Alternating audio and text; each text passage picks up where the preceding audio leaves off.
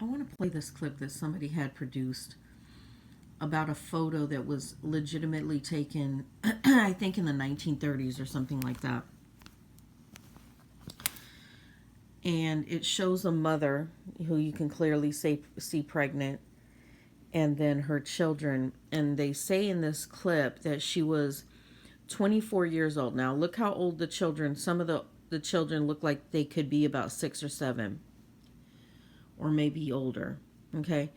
And the clip says that the father was in his 40s, but let me play the clip and then I want to do commentary. Let me see if I can get it to play everything. August 4th, 1948. And when I originally saw this photo, I thought for sure it was fake. Like, careful, if you keep backing up, we're gonna sell you. I've seen this photo everywhere, so I decided to look into it, and it's dark. This photo right here is not a fake photo. Let me tell you about this. On August 5th, this photo is a part of an article that was placed in an Indiana newspaper. It shows a mother with her 4 kids on her doorstep with a sign that says children for sale. Now, even back then in 1948, this was shocking, so much so that this story was actually circulated through all the United States. Well, 2 years after this photo was taken, all of these kids were in fact sold, including the one that this woman was pregnant with at the time of this photo. This right here is Lucille Chalafou, and at the time she was 24 years old. Her husband Ray was 40 years old, and he worked as a coal truck driver. Now, one day Ray loses his job. Now, eventually it got to the point where they were facing eviction. They had all these bills that they couldn't pay, as well as all of these mouths they had to feed. So facing homelessness, they decided we're gonna sell all of our kids. Now, shortly after this photo was taken.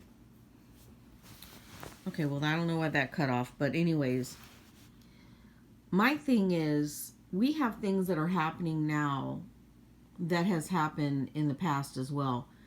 We're not really breaking cycles. Child trafficking. So would we consider what this woman did and her husband did? Young woman at that. She was 24 and he was in his 40s. Would we consider what happened there or not consider what happened there to be the exact same thing as what's been happening with child trafficking? You're selling your children, right? Now, in the picture, the woman looks very ashamed, right? But nobody really ever talks about the men, like the men who are leading the household. Yeah, the man lost his job and what have you. But a lot of times in this society, and I hear it all the time on social media, that a lot of men don't want educated women or women that create their own resources or do things like that, and that she should be home waiting for her husband to bring home the bacon. Now, this man got laid off, was not able to bring home the money, and this couple ended up selling their children. When you take young women who have no resources or no ability to make any resources or contribute resources to the household, things like this can arise. It's what can happen. But nobody talks about these types of situations when they're on social media talking about how women are, they can't deal with the women of today, the modern women of today. This is a woman of the past who had zero resources and could not feed her children, and she looked ashamed. She had 4 children on the doorstep of the house, and 1 in her belly, and all of them got sold. And let's just think about the children. So what do you think the life was for those 4 children? Now, actually, those 5 children, for their future. What do you think the people that would buy there? Do you think there's such good-hearted people out there that would buy the children just to make sure that they would take care of the children? Maybe some, but in most cases, no. Those children were violated. So when you create environments where people can't sustain their lives or their families and things like that, and these type of things take place. This is when people talk about family breakdown and talk about how society breaks down. These are contributing factors for that. These are the contributing factors for societal breakdown, family breakdown,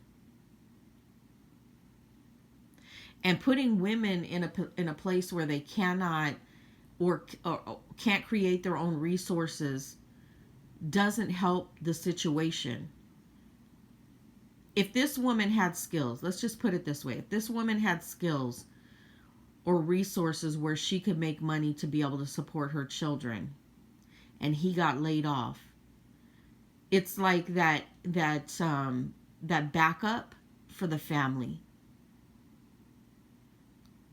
But clearly she didn't have that, and she was a young wife, because if she was 24 in the picture and some of her kids look like they're what, 6 or 7? How many years back? So 24, 4, so she was under the age of 18 when she was with this man.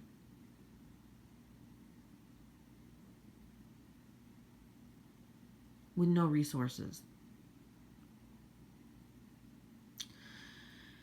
Anyways, but this is what a lot of the men on YouTube, when it comes to the manosphere, want. They want there to be social and civil break. They want it there to be breakdown. They don't want any strong families. They don't want women to be able to be self-sufficient and or contribute to a family and contribute to their husbands, unfortunately.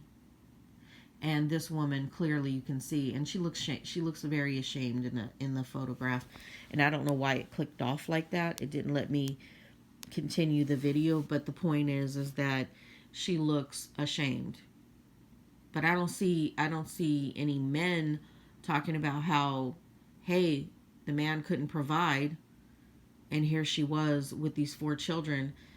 It's like how they blame single mothers nowadays as well for situations.